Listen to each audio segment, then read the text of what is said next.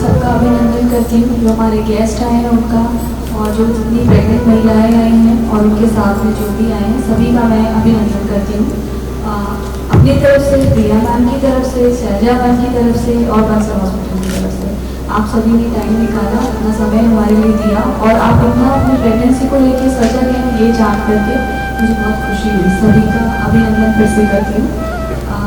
अभी फिलहाल हम जो हमारे पास जो हमारे मुख्य अतिथि हैं, विशिष्ट अतिथि में जो सर आए हैं डॉक्टर नलिन त्रिपाठी सर हैं, वो कथाव्यास में ज्योतिषाचार्य हैं, प्रोफेसर हैं संस्कृत में, और अभी उन्होंने मुझे एक बुक भी दी तो इसका मतलब है कि वो ज्योतिष पे बुक्स भी लिखते हैं। तो ये उसके बहुत ही जानकार व्यक्ति हैं जो हमारे पास विशिष्ट अतिथि हैं इस बार हमारे। तो आपके लिए बहुत अच्छी बात है कि आपके बच्चा पहले से सारी चीज़ें समझते हुए आगे बढ़ेगा। और दूसरी जो हमारे पास मैडम है वो फिजिक्स की प्रोफेसर हैं, 24 सालों का उनको एक्सपीरियंस है और अभी फिलहाल वो SIRT में कार्यरत हैं, वहाँ पर असिस्टेंट प्रोफेसर के पद पे। मैं दोनों ही जो व्यक्ति हैं हमारी गणमान्य, उनको मैं आमंत्रित करूँगी रैंकिंग के लिए कि वो आएँ और हमारे यहाँ पर दीप प्रज्वलन करें। मैं शैलजा आपसे रिक्वेस्ट करूँगी कि वो भी आएँ।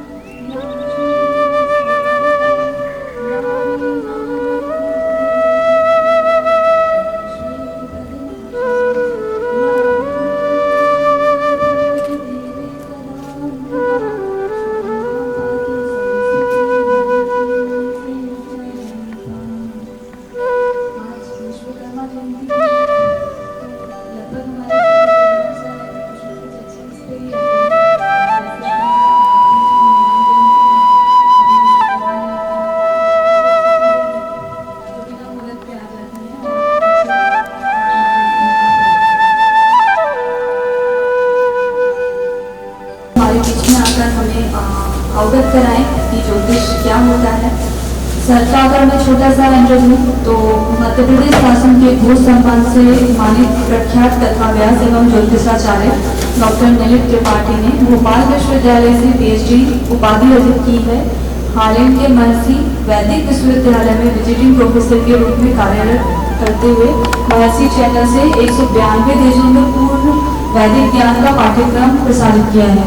आपने 150 से ज्यादा कार्यक्रम प्रसार भारती के लिए रिकॉर्ड किए हैं। विगत 25 वर्षों से विश्वविद्यालय की स्नातकोत्तर कक्षाओं में अध्यापन अनुभव के साथ ही कई विद्यार्थियों ने आपके निर्देशन में PhD उपाधि प्राप्त की है तथा आपकी अनेक पुस्तकें प्रकाशित हैं। 3 वर्षों तक आप दिल्ली सरकार में उप सचिव प्रशासन के रूप में भी अपनी सेवा दे चुके हैं। आपने रेडियो आजाद हिंद में संपूर्ण ऋग्वेद हिंदी अनुवाद सहित रिकॉर्ड किया है जो FM पर नित्य प्रसारित हो रहा है। साहित्य लेखन के साथ ही देश के विविध मंचों पर आप धर्म, अध्यात्म आदि विविध विषयों पर अपने व्याख्यान देते रहते हैं। श्रीमद् भागवत, श्री शिव पुराण एवं श्री मध्वेदी भागवत की शताधिक कथाएं अपने भारतवर्ष के प्रदेश में भी की हैं। महर्षि महेश योगी वैदिक विश्वविद्यालय मध्य प्रदेश भोपाल में प्रोफेसर संस्कृत के रूप में अधावधि तक कार्य कर रहे हैं। तो मैं सर को इनवाइट करूंगी, उनकी तो इतनी सारी उपाधियां हैं तो उनसे सुनने के लिए बहुत कुछ है हमारे पास में, तो सीखने के लिए भी है। सर प्लीज आइए।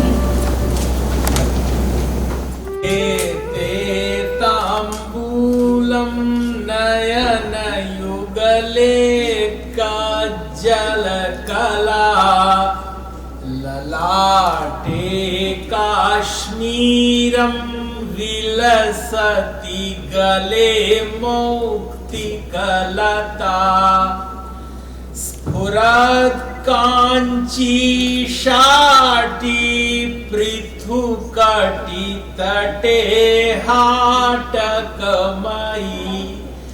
भजामस्त्वां गौरीं नगपति किशोरीमभिरतम्।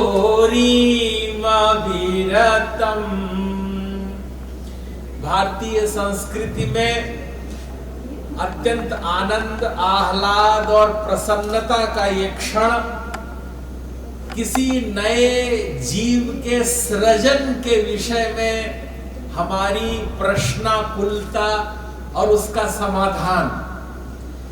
16 संस्कार होते हैं, जिनमें 3 संस्कार जन्म के पहले ही हो जाते हैं। पहला संस्कार गर्भाधान संस्कार होता है।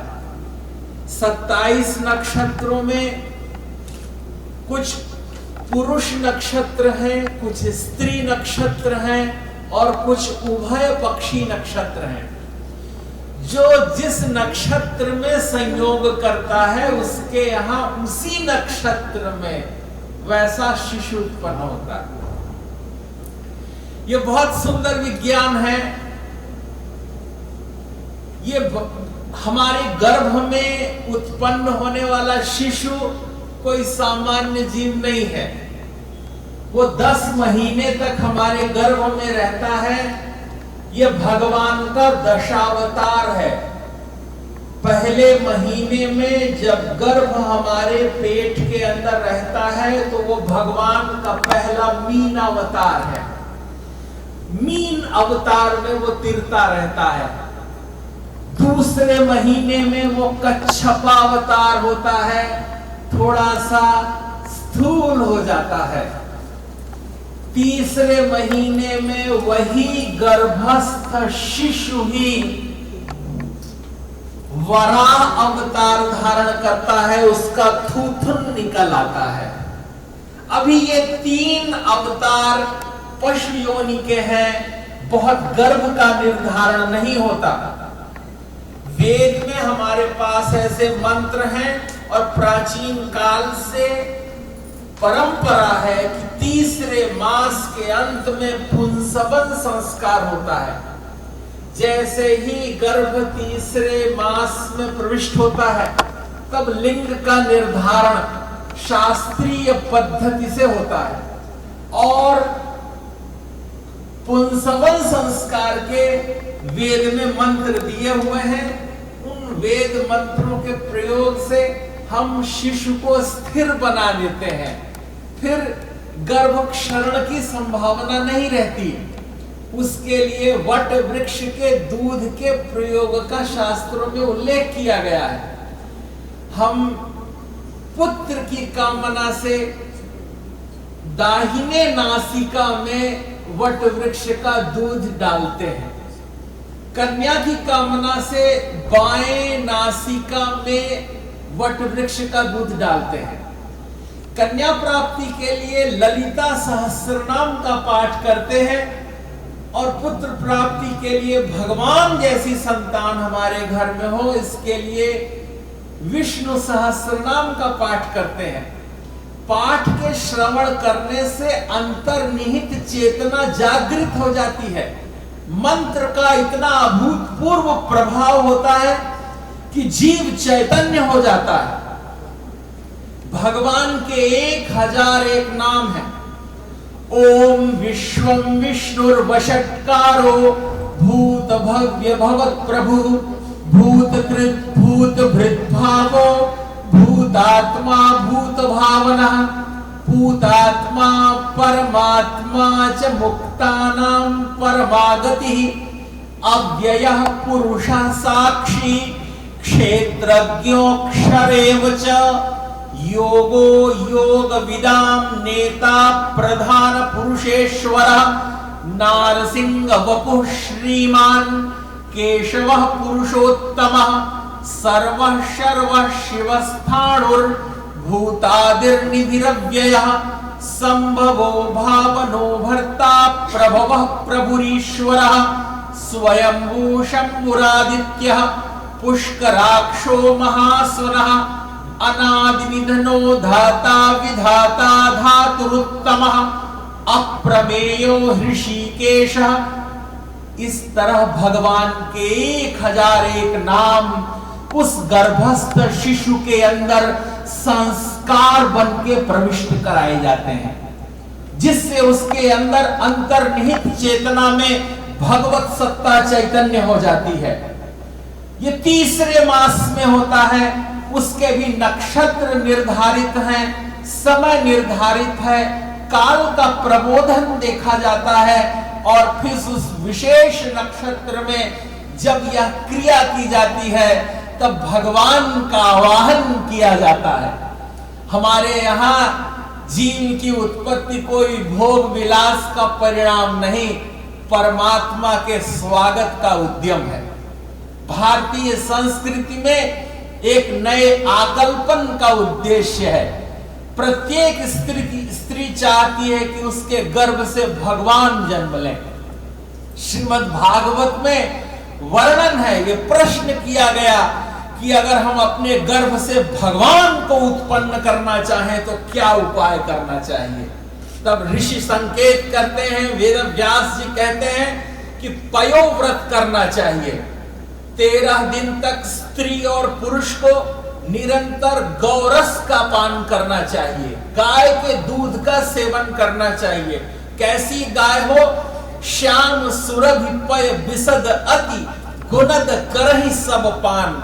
अगर कोई कहे कि वो ज्ञानी है, गुणी है, सामर्थ्यवान है, शक्तिमान है, तो श्यामा गऊ का दूध पीना चाहिए। देसी काली गाय का दूध अमृत होता है। और जो इसके साथ 13 दिन तक पयोव्रत करते हैं, केवल गौरस का ही पान करें और कुछ पान नहीं करना है। उसके बाद जब ऋतुकाल आए तब तक संयम बरतें। ऋतुकाल हो जाने के बाद 10वें दिन में रात्रि में श्रेष्ठ नक्षत्र का परीक्षण करके जब संयोग होता है तब गर्भ में भगवान का अवतरण होता है।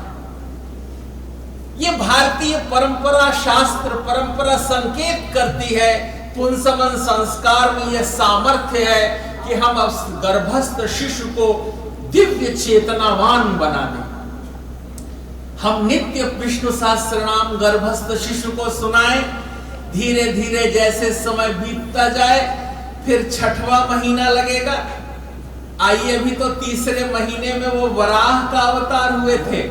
4थे महीने में भगवान नृसिंह अवतार धारण करते हैं, क्योंकि जब पुंसवन संस्कार हो जाता है तब फिर आधा शरीर मनुष्य का और आधा शरीर पशु का होता है। उस समय गर्भस्थ शिशु का सिर ऐसा दिखाई देता है जैसा सिंह का सिर हो और उसका पूरा शरीर मनुष्य के रूप में विकसित हो जाता है। वो 4था भगवान का नृसिंह अवतार होता है।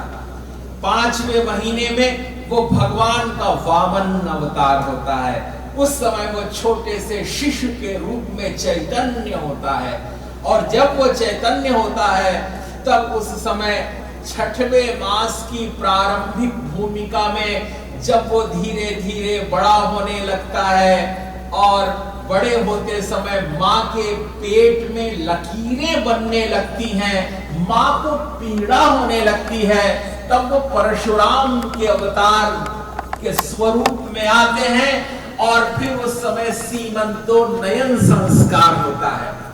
नक्षत्र का निर्धारण किया जाता है। नक्षत्र का निर्धारण कर सीमंत माने केश, स्त्री के केश को हाथ में लेकर पति उसके बाल संवारता है, उसके सिर में तेल लगाता है और उस समय स्त्री का दोहत प्रारंभ होता है। माने वो जो संकल्प करती है वो प्रकृति का पूरा संधान करके उस समय गर्भस्थ शिशु इच्छा करना प्रारंभ कर देता है। रात को 2 बजे अगर पत्नी कहे मुझे आइसक्रीम खाना है तो पति के पास विकल्प नहीं है, बस वो आइसक्रीम लेने चला जाए। प्रेम का ये धागा उस बच्चे में मजबूत होता है, स्नेह सौख्य होता है।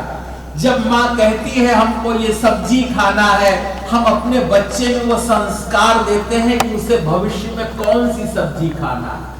ये एक महीने का वृत्तांत नहीं है, ये 10-10 साल का वृत्तांत है, क्योंकि विंशोत्तरी दशा की जन्म पत्रिका बनाई जाती है।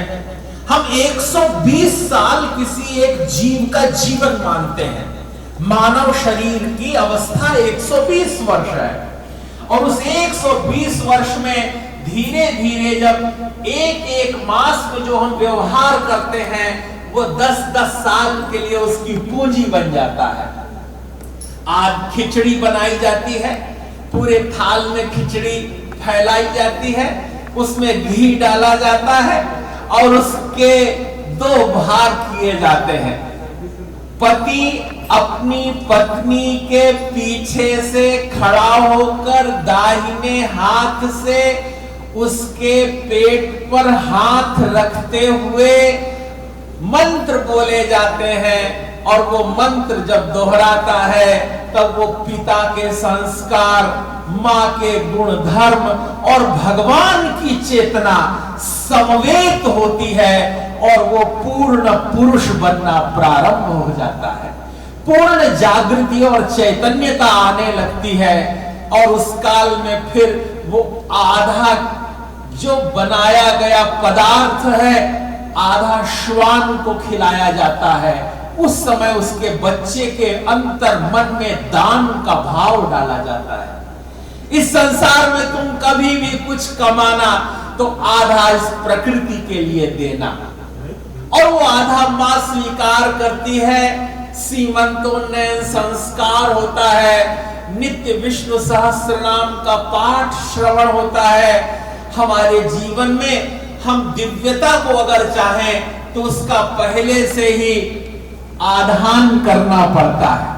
अगर कोई राम जैसी संतान चाहता है तो उसे दिलीप जैसा आचरण करना पड़ेगा। राजा दिलीप ने गौ सेवा की थी। एक बार राजा दिलीप जब आकाश मार्ग से इंद्र की सहायता करके धरती पर लौट रहे थे तब कामधेनु के थनों से दूध टपक रहा था। कल्प वृक्ष के नीचे वो खड़ी हुई थी। लग रहा था दिलीप झुककर आशीर्वाद मांगेंगे, प्रणाम करेंगे। गुरुजनों को, बड़े लोगों को, माता पिता को, भगवान को, देवता को ये प्रतीक्षा रहती है कि हम उन्हें प्रणाम करें, लेकिन व्यक्ति अपने व्यामोह में डूबा रहता है और वो प्रणाम नहीं कर पाता। बड़े शाप तो नहीं देते, लेकिन अगर वो चुप भी रह जाएं तो गुरु का मौन शिष्य के लिए हानिकारक हो जाता है। वो धरती पर लौट आए, इनके संतान नहीं हो रही थी। राजा दिलीप अपने गुरुदेव के पास गए, वशिष्ठ जी से कहा कि हमारे यहाँ संतान होनी चाहिए। भगवान, इतना बड़ा साम्राज्य है, वैभव है, धन है, हमारे कोष संपदाओं से लदे हुए हैं, स्वर्ण की अपार पहाड़ जैसे स्वर्ण के शिखर हैं, लेकिन संतान चाहिए। उन्होंने कहा, राजन दिलीप, तुमने अपनी पत्नी की याद में गुरु अवज्ञा कर दी है। जब कभी आपको भगवान दिखाई दे, भगवान जैसा कोई दिखाई दे, माता पिता दिखाई दे, गुरुजन दिखाई दे, तो आपको उन्हें प्रणाम करना चाहिए।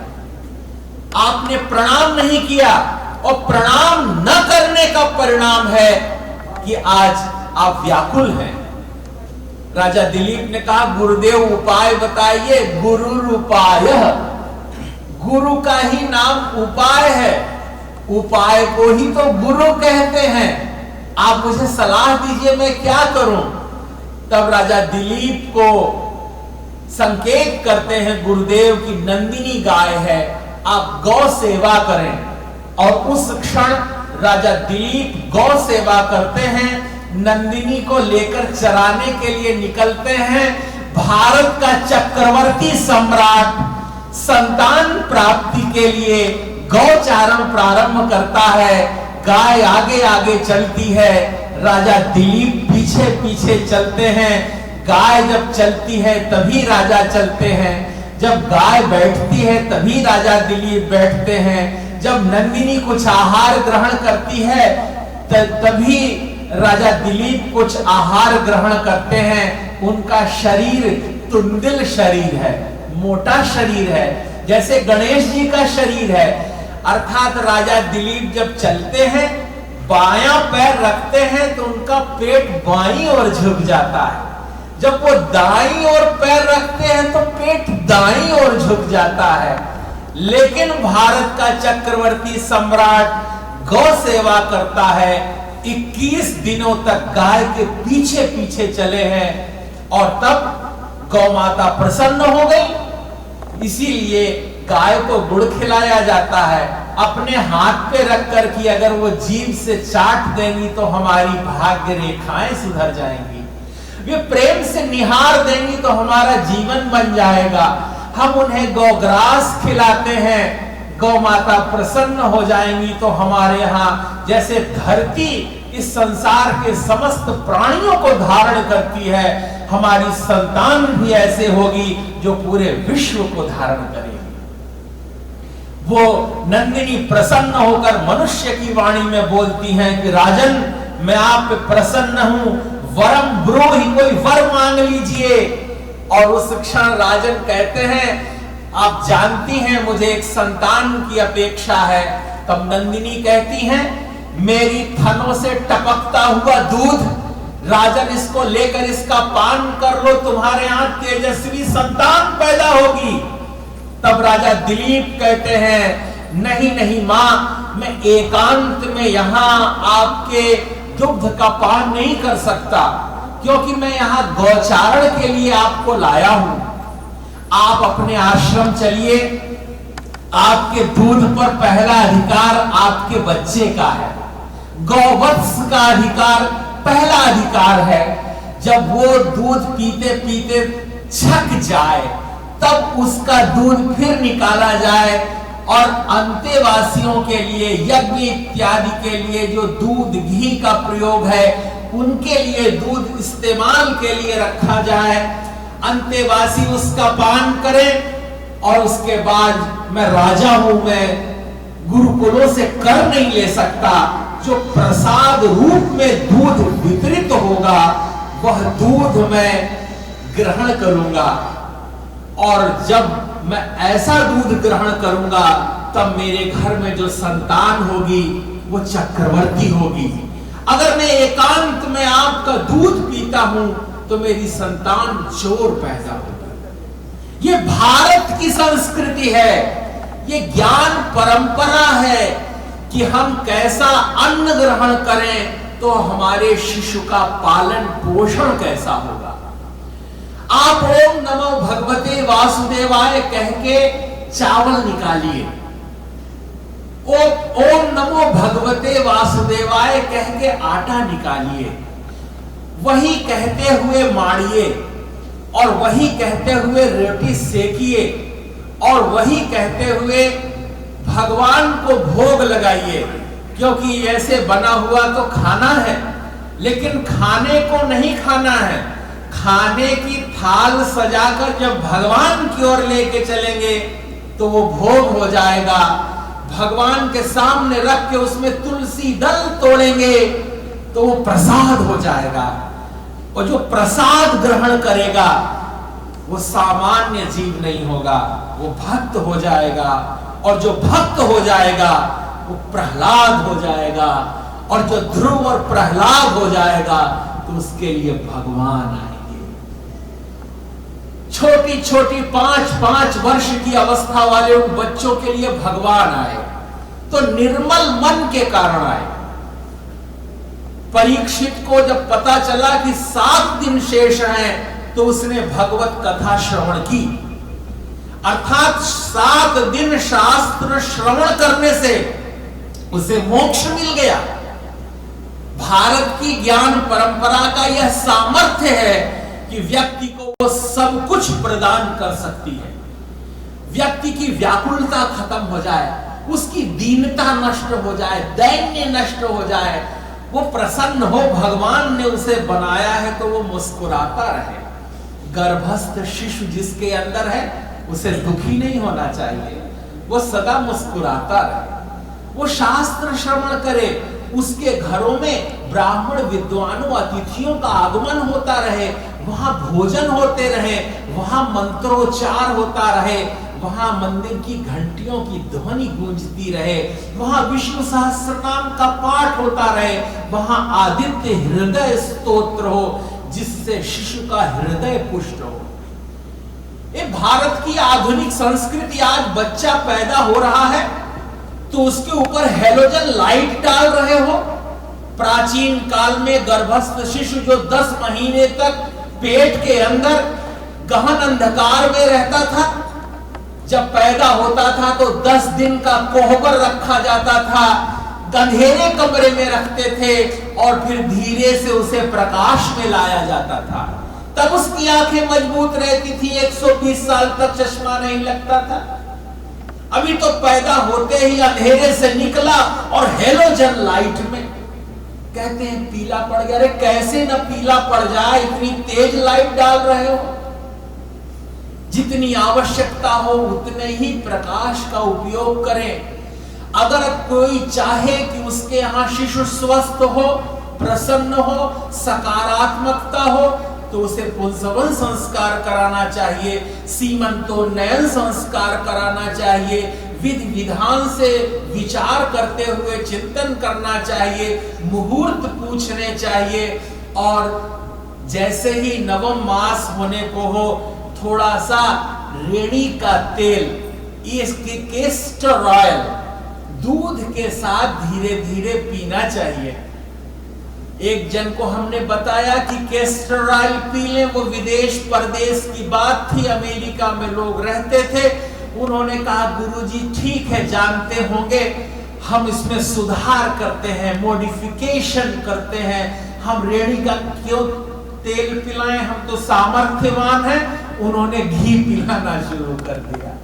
घी पिलाना शुरू कर दिया तो उसका वजन बढ़ने लगा बच्चे का और ऑपरेशन की स्थिति आ गई। हमारे यहाँ सुश्रुत संहिता, वाग्भट संहिता, माधव निदान संहिता, चरक संहिता, आयुर्वेद के ग्रंथों में ये 1-2 साल नहीं, 500 हजारों साल पहले के हैं। 5000 साल पहले का ज्ञात इतिहास है। अभी तो ये 200 साल से अंग्रेजी चिकित्सा पद्धति आई है, हर 20 साल में अपनी ही दवा बैन कर देते हैं। आयुर्वेद की दशा क्या थी कि उस समय त्रिफला देते थे, आज भी त्रिफला देते हैं, लेकिन गर्भस्थ शिशु का वजन ना बढ़े और नॉर्मल डिलीवरी हो जाए, इतना लुब्रिकेशन पेट में हो, उसके लिए केस्टर ऑयल देते थे। पहले कितने घंटे में पीड़ा होगी, 36 घंटे पहले थोड़ा दर्द होगा, फिर उसके बाद लगभग 12 से 14 घंटे बाद दर्द थोड़ा ज्यादा होगा। उसके बाद जब 6 घंटे बचेंगे गर्भस्थ शिशु को होने को, तब लगातार मीठा मीठा दर्द बना ही रहेगा। और अगर अमावस्या और पूर्णिमा तिथि है तो सकारात्मक रूप से नॉर्मल डिलीवरी हो जाएगी, क्योंकि समुद्र में भी ज्वार भाटा आता है और आपका पेट भी समुद्र बन जाता है और उसमें ज्वार भाटा आता है। तो संसार की सारी नॉर्मल डिलीवरियां अमावस्या और पूर्णिमा पे होती हैं, एक दिन पहले किसी की, एक दिन बाद। बाकी समय तो फिर और अन्य कारणों से होती हैं, लेकिन अमावस्या और पूर्णिमा पे चंद्रमा जब पूरा होता है, फुल मून होता है, तब लोगों के घर में सत्यनारायण की कथा होती है, पंजीरी बनती है, भोग लगता है, शंख बजता है और फिर नए शिशु का जन्म होता है। ये अनादिकाल से परंपरा चली आ रही है। स्वस्थ शिशु हमारी प्रथम मांग है। ऐसी संतान जिसमें पूर्णता का विकास हो, जिसमें आनंद हो, आह्लाद हो, जो प्रसन्नता मूलक हो। इसके लिए माता पिता को प्रसन्न रहना होगा। आप संयोग से एक बहुत बड़े अस्पताल के द्वारा प्रायोजित कार्यक्रम में स्वस्थ शिशु प्राप्ति के लिए आए हैं, इसलिए आपको यह पता हो कि आनंद, आह्लाद तथा प्रसन्नता से ही हम प्रसन्नता को पा सकते हैं। इस संसार में सब घी में ही घी डालते हैं, कोई डालडा में घी नहीं डालता। चाय में मक्खी गिर जाए लोग चाय फेंक देते हैं, लेकिन घी में मक्खी गिर जाए तो मक्खी फेंक देते हैं। कीमती चीज नहीं फेंकते। इसलिए आप उस कीमती चीज माने विचार, इस संसार में धनवान से धनवान व्यक्ति, पहलवान से पहलवान व्यक्ति ज्ञानी को प्रणाम करता है, क्योंकि जानता है कि ज्ञान ही वह सेतु है जिससे वो ऋते ज्ञानान्न मुक्ति, बिना ज्ञान के मुक्ति नहीं होगी। भवन से आज तक किसी की मुक्ति नहीं हुई, वाहनों की कतार से आज तक किसी की मुक्ति नहीं हुई, अट्टालिकाएं आनंद नहीं देती, प्रेम आनंद देता है। घड़ी आप बांधे हो चाहे कितनी भी कीमती हो, लेकिन समय आपके साथ चलना चाहिए। हम इंश्योरेंस करा सकते हैं, बहुत बड़ा इंश्योरेंस करा सकते हैं, लेकिन जीवन की गारंटी तो गुरुजन आनंद और प्रेम देता है। हम शायिका तो बहुत महंगी महंगी खरीद सकते हैं, लेकिन उसमें निद्रा, हमारी निश्चिंतता ही हमको देती है। इसलिए आहार की शुचिता, व्यवहार की दक्षता और स्पर्श खान पान का संयोजन व्यक्ति के जीवन में आनंद भरता है। मुझे लगता है मेरा समय कालखंड संपन्न हुआ, मैं अपनी वाणी को विराम देता हूं। किसी को और कुछ पूछना होगा तो मैं सदैव भोपाल में ही न्यू मिनाल में रहता हूं, आपके लिए सदैव प्रस्तुत हूं। आहार निश भगवत कृपा से हम लोगों का संयोग हुआ, और यह संयोग भगवान की कृपा से आप लोगों के जीवन में एक सुंदर स्वास्थ्य, सुंदर संबंध और निश्चिंतता बन के उपजे। क्योंकि बहुत लोगों से संबंध होना बड़ी बात नहीं है, कुछ लोगों से संबंध हो और जीवन भर चले, ये बड़ी बात है। प्रेम एक तरफा ही चलता है। प्रेम कोई व्यापार नहीं है कि तुम करो तो हम करेंगे। अरे हम करते हैं, बात खत्म। सामने वाले की स्थितियां वो जाने, लेकिन एक दूसरे का हित चिंतन करना मनुष्य धर्म है। इसे मनुष्यता कहते हैं। अगर मनुष्यता होगी तो ही विस्तार क्रम होगा, अनंत सौविध्य होगा। ये प्रतिष्ठित अस्पताल जहां सब लोग शुचिता, पवित्रता, स्वास्थ्य के प्रति जागरूकता, और देवी जैसी हमारी इन दो देवियों ने यहाँ उद्यम किया, हमें स्मरण किया, बुलाया। आपके लिए हम भगवान से प्रार्थना करते हैं कि आप लोगों का मंगल हो, शुभ हो। और आप लोग जितने यहाँ बैठे हैं, हम भगवान नारायण से प्रार्थना कर रहे हैं आपके घर में, आपके जीवन में अभिनिवेश हो, सुख शांति हो। मुझे मेरा किसी को पता चाहिए होगा तो मेरा विजिटिंग कार्ड ले लें। किसी को अगर आदित्य हृदय स्तोत्र लेकर पढ़ना है तो मैं वो भी लाया हूँ, आप पुस्तक ग्रहण करें। आप रोज 108 गणेश जी के नाम पढ़ा करें, क्योंकि जब आप गणेश जी के नाम पढ़ेंगे तो आपके घर फिर रिद्धि सिद्धि, शुभ लाभ, मान प्रतिष्ठा सहज आएगी। और गणेश जी प्रथम पूज्य हैं, शिव परिवार के वो देवता हैं जो भगवान शिव और पार्वती जी ने गणेश जी को गोद में बिठाला हुआ है। आपके घर में जो संतति आए वो संसार में सुख सौविध्य का अनुभव करे, आपके जीवन में सदा प्रसन्नता हो। भगवान से यही प्रार्थना करते हुए आप लोगों के लिए कल्याण की कामना करते हैं। कभी भी किसी भी क्षण मैं आपके सहयोग में, आपके उपयोग में, आपकी निश्चिंतता में कारण बन पाऊंगा तो मुझे प्रसन्नता होगी। इन्हीं शब्दों के साथ आप सभी को बहुत बहुत धन्यवाद, बहुत अभिवादन।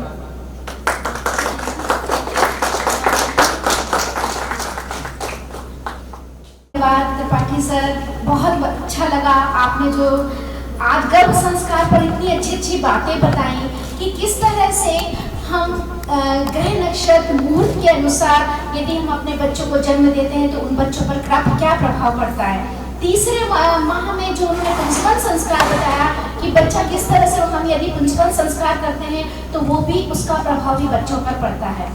और सीमंतो संस्कार के बारे में भी आपने बहुत अच्छा बताया। सच में सर, सुनने के बाद इतना अच्छा लगा।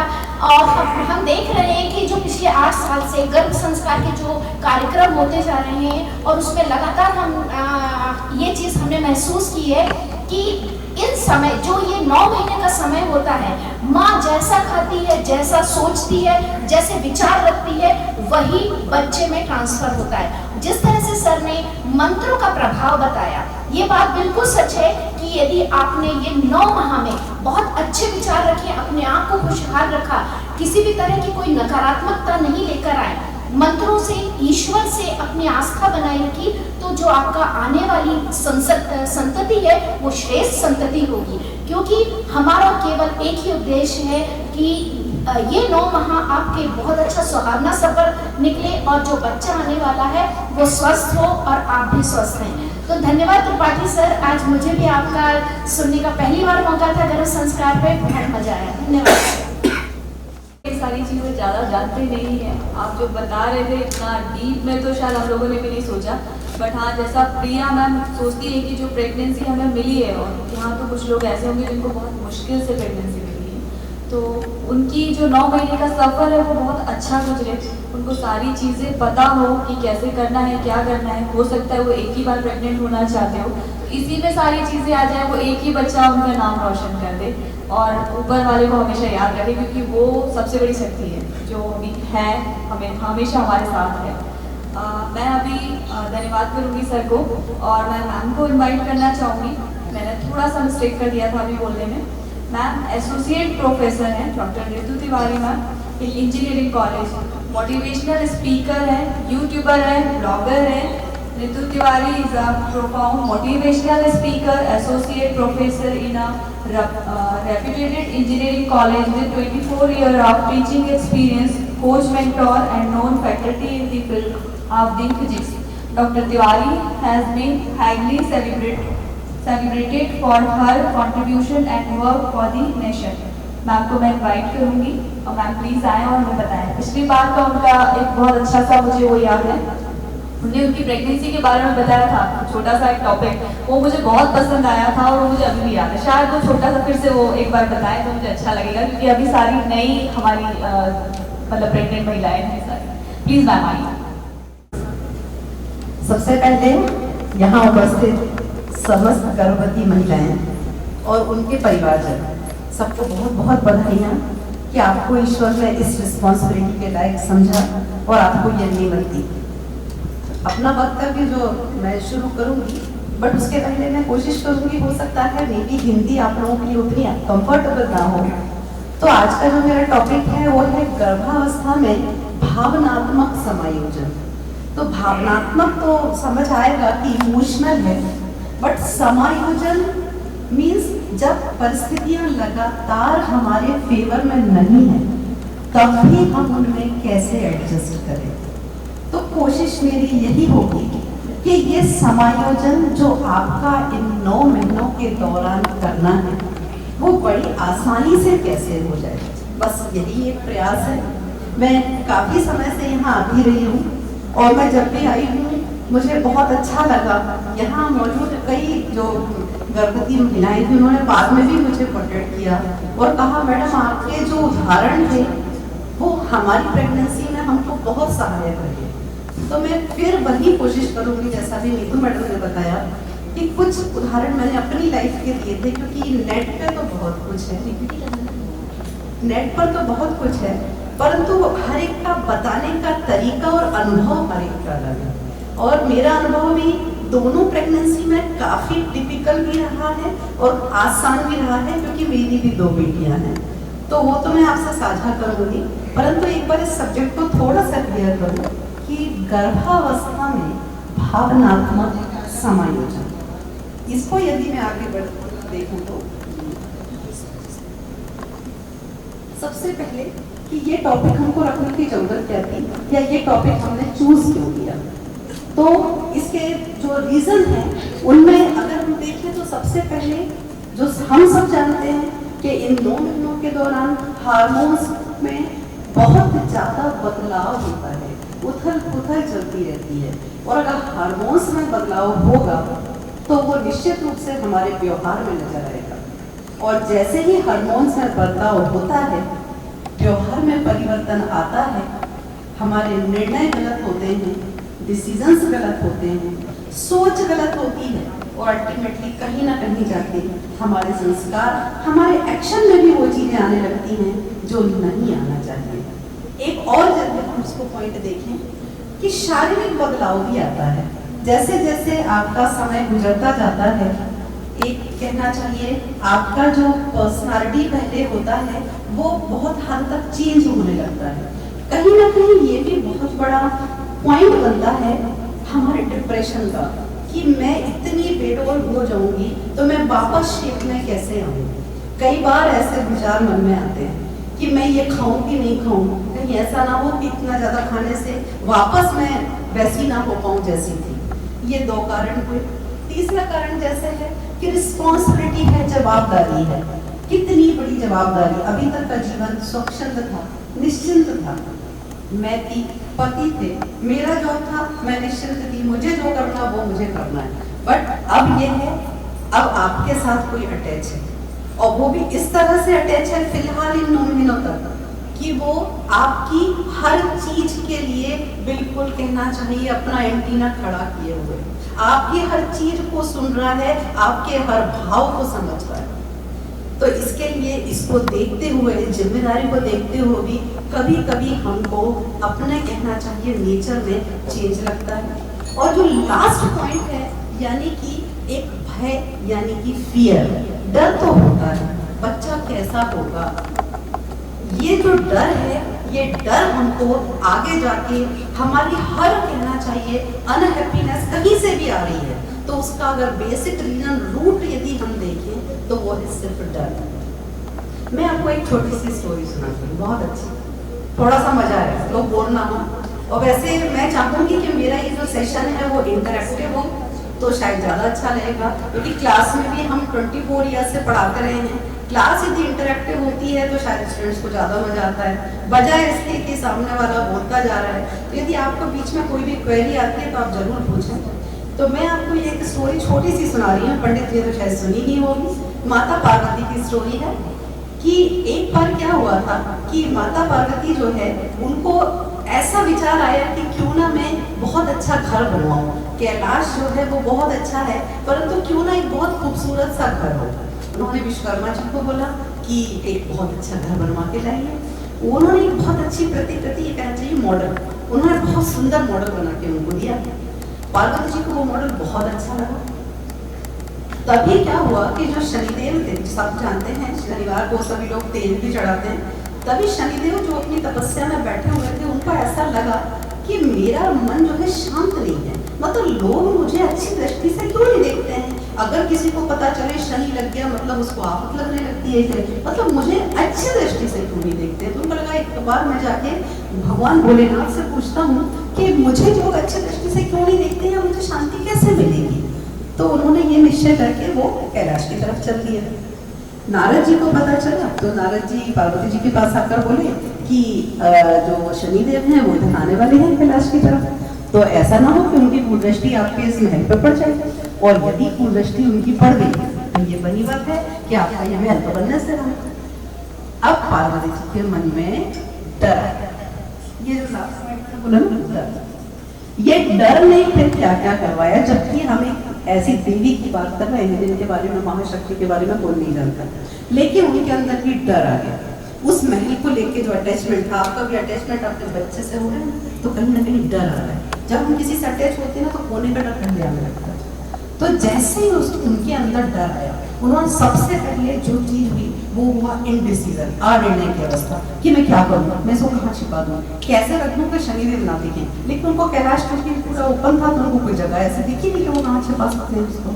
तो उन्होंने क्या कहा कि आप जो महादेव हैं आप तो बाहर चले जाइए कैलाश के और वहाँ बैठ जाइए, जैसे ही शनिदेव आए आप उनको बाहर ही रोक लीजिए, आप उनको अंदर मत आने दीजिए। तो महादेव ने कहा ठीक है। तो ये हुआ इनडिसीजन। तो जैसे ही हमारे अंदर कोई अटैचमेंट आता है, हमारा अटैचमेंट हमारा बच्चा, और हमारे अंदर जो पैदा होता है वो होता है डर। डर सबसे पहला एक्शन जो देता है वो होता है क्या, आपको अनिर्णय की अवस्था में लाना, इनडिसीजन की कंडीशन में लाना।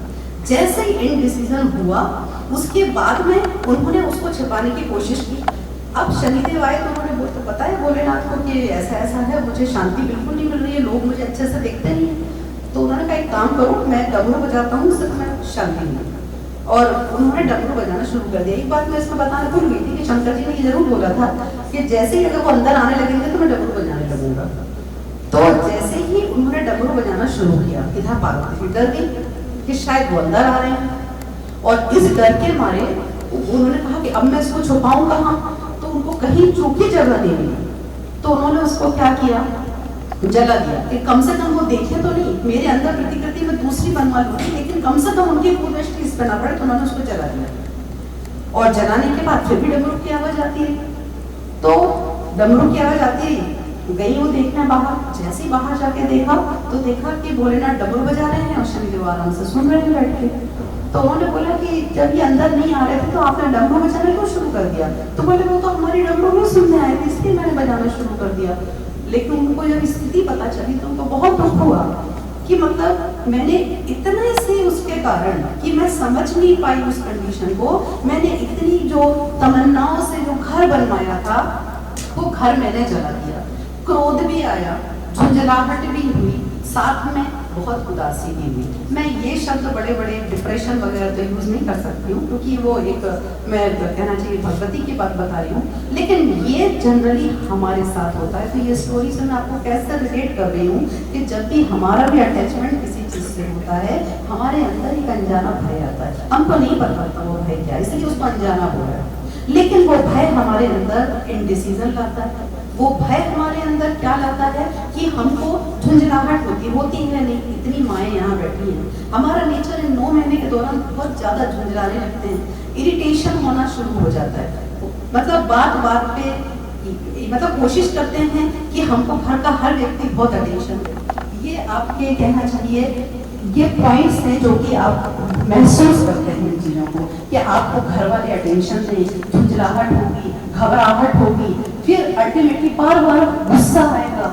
ये सारी चीजें जो आपकी हो रही हैं ये हार्मोन्स तो इनके लिए रिस्पॉन्सिबल हैं, बट कहीं ना कहीं एक बहुत बड़ा डर आपके अंदर है वो भी रिस्पॉन्सिबल है। तो क्यों ना हम इस डर से ही जीत लें, क्यों ना हम कुछ ऐसा करें कि ये डर ही हमारे अंदर ना रहे। तो उसी को लेके छोटे छोटे से स्टेप है, ऐसे स्टेप्स हैं जो जल्दी कर सकते हैं, कोई बहुत बड़ी बात नहीं है। तो यदि हम उसको पॉइंट वाइज देखेंगे तो आपके जो मेन कैरेक्टर्स होते हैं जो मैं आपको बता चुकी हूँ कि चिड़चिड़ापन होना, अल्टीमेटली मैंने तो ऐसा भी देखा है अपनी लाइफ में कि कई लेडीज जो होती हैं वो लास्ट में इतना उदास हो जाते हैं, जैसे मैं वादती मतलब अंत में इतना क्रोध आया उनको, इतनी उदासी आई कि हम जैसे लोग हो जिनकी एनर्जी लेवल ऑलरेडी लो अगर हो रहा है उस समय, तो वो अब किसमें जा सकते हैं, डिप्रेशन में भी जा सकते हैं। तो इसके लिए यदि मैं बात करूँ तो सबसे पहले अगर हम उसको ओवरकम करना चाहते हैं, उस पर काबू पाना चाहते हैं, तो बहुत सारा सुनना और बहुत सारा याद रखना पॉसिबल नहीं है, लेकिन 2-3 पॉइंट हम याद रख सकते हैं। तो उसमें जो मैं आपको बता रही हूँ तो उसमें सिर्फ 2 पॉइंट आप याद रखेंगे। एक तो अपना साइकोलॉजिकल जो आपका बिहेवियर है उसको हमें कंट्रोल करना है, और एक हमको कुछ अपना एक्शन प्लान बनाना है। तो जो आप साइकोलॉजिकल करेंगे उसमें सबसे पहला पॉइंट मैंने देख दिया हुआ है आपके लिए, क्या, महत्ता समझे। महत्ता समझे मतलब ये कि आप अभी जो है किस उसमें है, आप क्या करने जा रहे हैं। आप एक बच्चे को जन्म देने नहीं जा रहे हैं, आप एक पीढ़ी को जन्म देने जा रहे हैं, आप एक जेनरेशन को जन्म देने जा रहे हैं। और आप जैसा सोचोगे, आप जैसा व्यवहार करोगे वो एक बच्चा नहीं लेगा। ये मैं अपना अनुभव बताती हूँ कि मैं हमेशा ये चीज़ बताती हूँ कि मेरी जो फर्स्ट बेटी थी उस समय मतलब मैं भी नई थी, न्यूली मैरिड, जो हमारी डॉक्टर थी वो भी नई डॉक्टर बनी थी जिनको मैंने कॉन्टैक्ट किया, वो भी डरी हुई से रहती थी।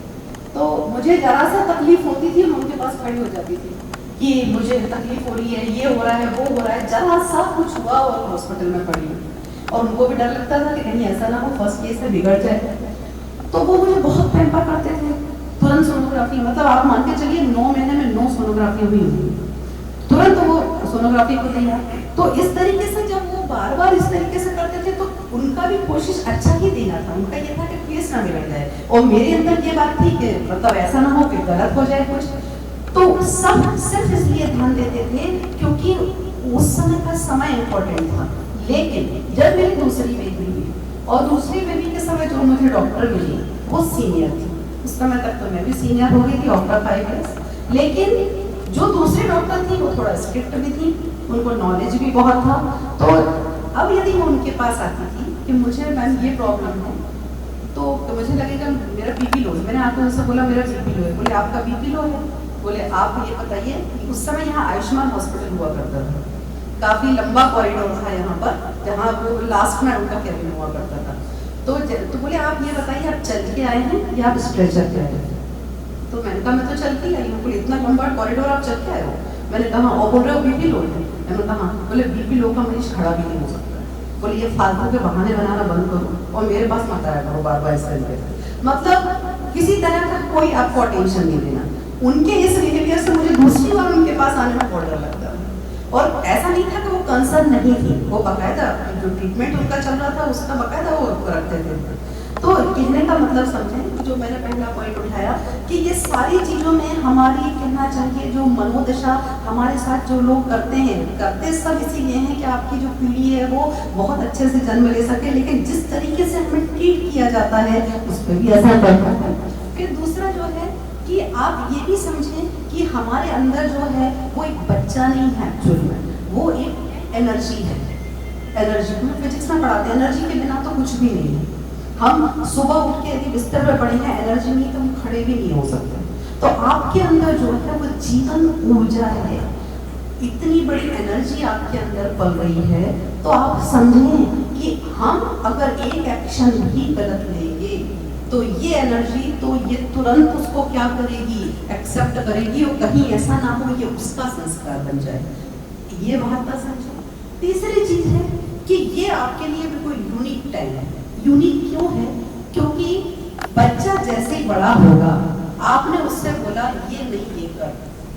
हर बच्चे के पैदा होते से ही हर व्यक्ति में एक क्या होता है, छोटा सा ईगो आ जाता है। मैं क्यों मानूं, मैं नहीं करूंगा। लेकिन अभी जब वो गर्भ में है वो कुछ नहीं बोल रहा है और वो पूरी तरीके से आप जो भी दे रहे हो उस सबको क्या कर रहा है, ऑब्जर्व भी कर रहा है और ग्रहण भी कर रहा है। इसलिए मेरा कहने का मतलब, यदि हम महत्ता समझें, इम्पोर्टेंस समझें कि हम कैसे समय में जी रहे हैं, कि हमारा लगभग उसके ब्रेन का 80% डेवलपमेंट जो है वो इसी समय होना है। और ये वो समय है कि जिस समय उसके पास कोई ईगो नहीं है। आप जो दोगे वो बहुत अच्छे से लेगा, तो यदि हम ही गलत देंगे तो वो तो गलत ही लेगा। तो यदि हम इम्पोर्टेंस समझेंगे तो डेफिनेटली हम इस पीरियड में कोई भी गलती करने से बचेंगे। हम बचेंगे झुंझलाने से, हम बचेंगे कि हम ऐसा कोई एक्शन ना करें कि हमें क्रोध आए, हमें क्या हो, उदासी आए, हम डिप्रेशन में जाएं। क्योंकि ये एक बार नहीं हो रहा, ये 9 महीने का पीरियड नहीं है, ये आपकी भी जिंदगी है और बच्चे की भी जिंदगी है। जैसा बना देंगे वैसा ही बनेगा। तो पहले तो आप अगर इम्पोर्टेंस समझ गए, इन पॉइंट्स को आपने देख लिया, तो आप गलती करने से बचेंगे। आप डरेंगे कि अगर एक गलत विचार भी मेरे अंदर आ रहा है तो वो बच्चे तक जा रहा है। दूसरा जो पॉइंट है वो है कि जो मैंने अभी आपको एग्जाम्पल दिया कि अपनी धारणा बदले कि आप बीमार नहीं हो। जो मैं बता रही थी, जो फर्स्ट टाइम मैं ऐसे बिहेव करती थी कि जैसे मैं बीमार हूँ, रोज हॉस्पिटल, रोज डॉक्टर। तो सबसे पहले आप बीमार नहीं हैं, आप जो हैं क्या हैं, अपनी धारणा बदलते हुए आप सब कुछ कर सकते हैं। बस ये है कि चूंकि आपका ये जो समय है ये थोड़ा सा सेंसिटिव है, तो सावधानी रखें, अपने डॉक्टर की पूरी तरह से निगरानी में रहें। परंतु आप कर सब कुछ सकते हैं, आप किसी पर डिपेंडेंट होने की कोशिश बिल्कुल भी ना करें। तो अगर हम बीमार ही नहीं मान रहे हैं खुद को, हमारी साइकिल में बता रही ना, सेकंड बच्ची के टाइम पे मेरी साइकोलॉजी पूरी तरह चेंज हो गई थी, क्योंकि डॉक्टर ही मुझे अटेंड नहीं कर रही थी। मैं क्या करती, मैं तो आती थी, वो मुझे अटेंड नहीं, वो बीपी नापती नहीं थी। मैं उनके पास 15 किलोमीटर दूर से आती थी, उसके बावजूद वो मेरा बीपी चेक नहीं करती थी, सिर्फ इस बात पे कि तुम चल के आए हो या स्ट्रेचर पर। क्योंकि उनको पता था, वो समझ जाते थे देख के कि इसकी क्या स्थिति है, बस ये इस चीज को हवा बना रही है ना। तो सबसे पहले महत्ता समझें, इम्पोर्टेंस समझें। सेकेंडली, आप अपनी ये धारणा बिल्कुल बदल दें कि आप क्या है, बीमार हैं। आप बीमार नहीं हैं, बल्कि आप तो एक ऐसा कहना चाहिए खूबसूरत पल जी रहे हैं जो आपकी लाइफ में बार बार, मैं तो उम्मीद करूंगी कि कम से कम 2 बच्चे तो सबके होना चाहिए, लेकिन हर समय हर पल आपके लिए बहुत यूनिक है। तो ये कहना चाहिए साइकोलॉजी चेंज करने की बात कर रही हूँ मैं पहले आपसे। फर्स्ट आपने क्या देखा, फर्स्ट आपने सोचा कि समय कितना इंपॉर्टेंट है जिसको मैं चेंज नहीं कर सकती, जिसमें हम जो देना चाह रहे हैं आज सिर्फ वो आज ही दे सकते हैं, वो हम आगे नहीं दे सकते। सेकेंडली जो है आपने क्या देखा कि अपनी साइकोलॉजी चेंज की पूरी तरीके से, कि अगर हमने बीमार खुद को नहीं माना तो बीमार नहीं हैं आप, इसका मतलब है कि आप सब कुछ कर सकते हैं। आप दूसरों से अटेंशन पाने की अपने आप आपकी जो कहना चाहिए चाहत होती है वो खत्म हो जाती है, क्योंकि सबसे ज्यादा प्रॉब्लम अगर गर्भावस्था में आती है तो वो इसी कारण आती है कि हमारी दूसरों से अटेंशन पाने की चाहत बहुत बढ़ जाती है। घर में हस्बैंड हैं या जो भी रिलेटिव्स या जो भी कहना चाहिए हमारे घर के परिवार के सदस्य साथ में रह रहे हैं, हम चाहते हैं कि वो हमें बहुत ज़्यादा अटेंशन दें, बहुत स्पेशल फील कराएं। स्पेशल फील कराना अलग बात होती है, परंतु बात बात पे हेल्प के लिए आगे आए जरूरी नहीं है, हो सकता है वो किसी काम में हो। तो ये वो छोटे छोटे से पॉइंट हैं, आपको हो सकता है हंसी आ रही हो इन पॉइंट्स को देखे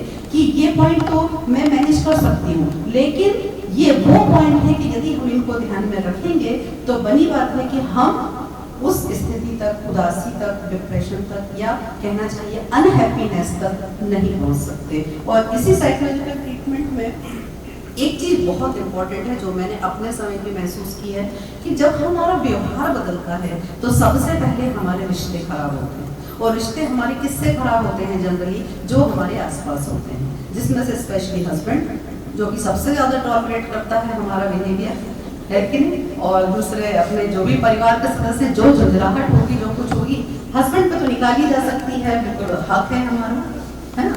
और साथ में जितने भी हमारे साथ के लोग हैं उनसे भी हम क्या करते हैं, बात बात पे आर्ग्यू करना, बात बात पे आप समझ नहीं रहे हो, आपने आर्ग्यू कर लिया, हस्बैंड तो चूंकि आपका है और आपका राइट बनता है, सब कुछ है, समझ भी लेंगे, लड़ भी लेंगे, बाद में सब एक से हो जाएंगे। लेकिन कई बार जो आपके घर के और भी सदस्य हैं, हो सकता है आप कुछ ऐसा हार्श बोल दें, हो सकता है आप कुछ ऐसा व्यवहार कर दें कि वो नॉर्मल ना हो पाए।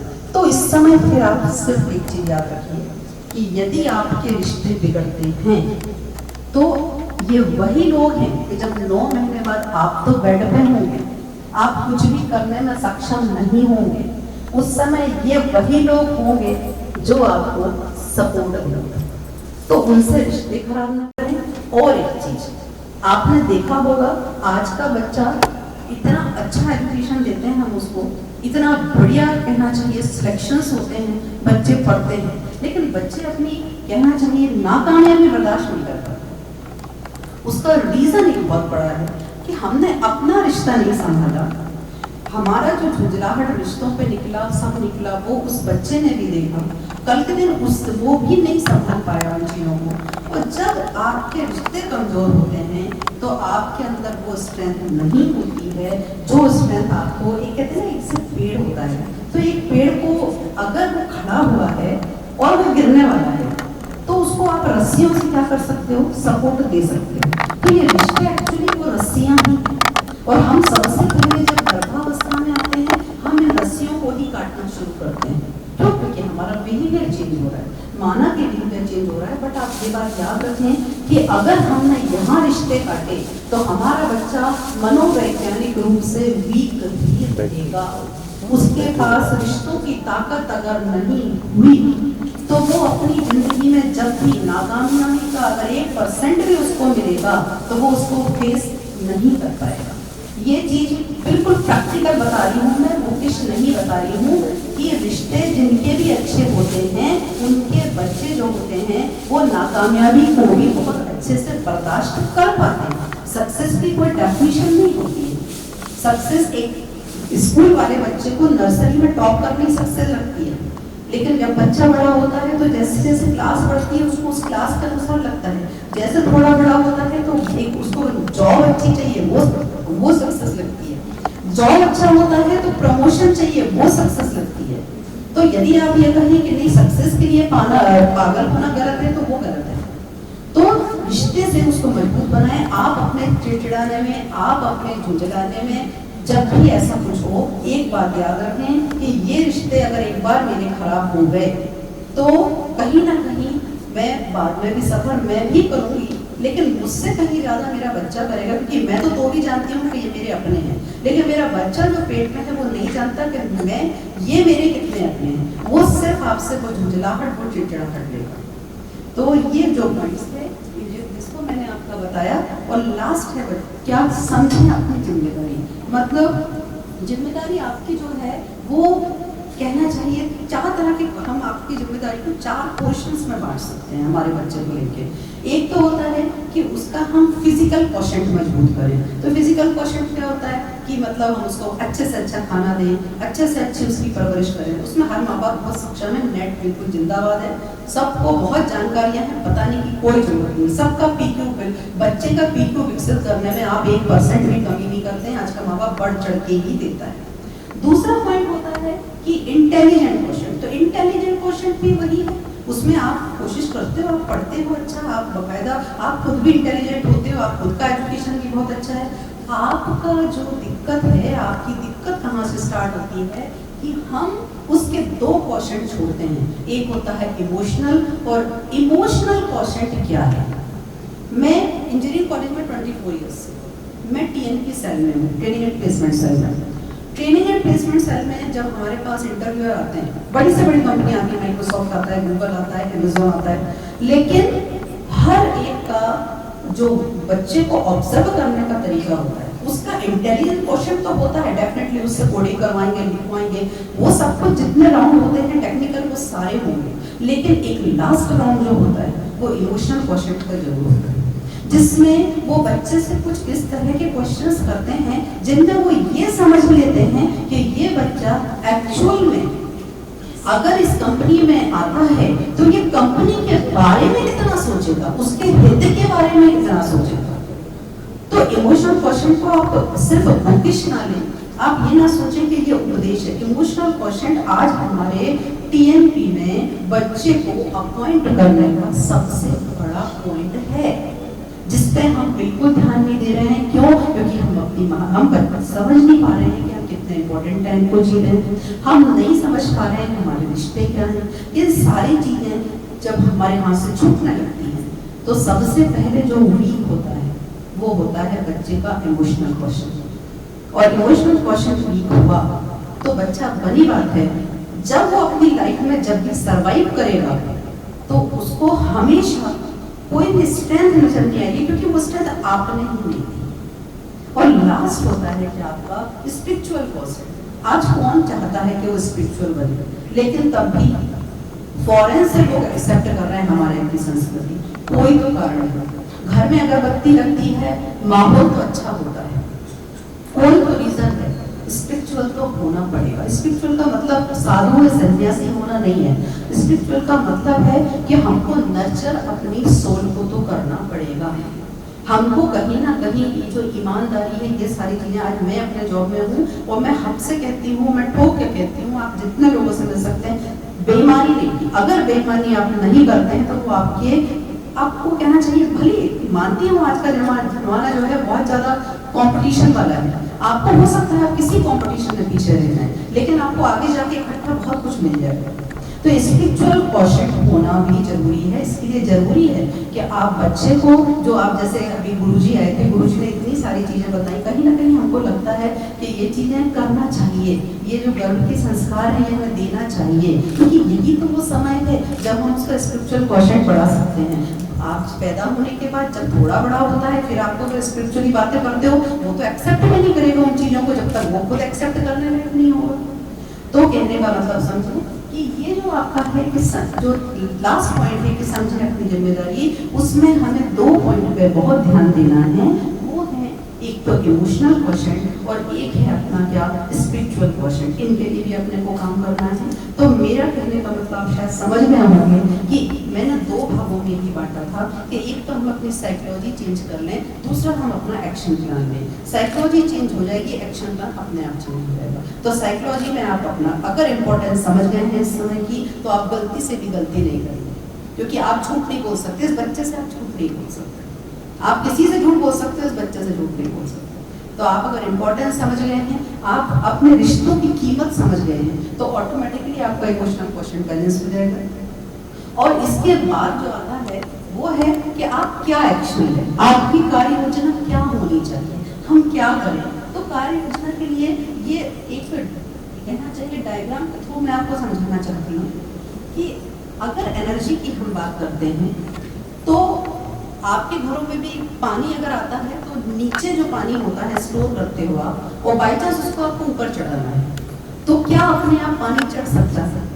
बताएं, चढ़ सकता है? नहीं। क्या लगाना पड़ेगी उसके लिए?